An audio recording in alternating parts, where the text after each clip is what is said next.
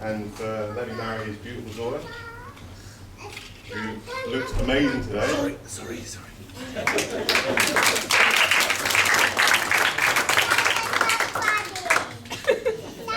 Thank you everyone for coming. We've had people, local people, we've had people from all over the place. I think the total miles flown is 27,000 miles to come here in total for everyone. So thank you all. Just added that up in my head, obviously. Both sets of parents, thank you very much for all your support and everything you've done. And all the cheesy breads.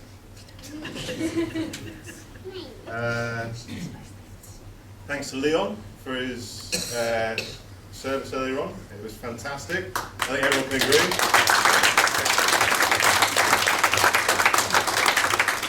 And Elizabeth for an amazing cake that she made. Absolutely amazing. Absolutely beautiful. Now, as you all know, Tanya's a bit of a control freak, so as much as I would love to help, I just want to thank her for arranging everything. She did everything herself, and she did a fantastic job. And without her, none of this would have happened, for two reasons, obviously.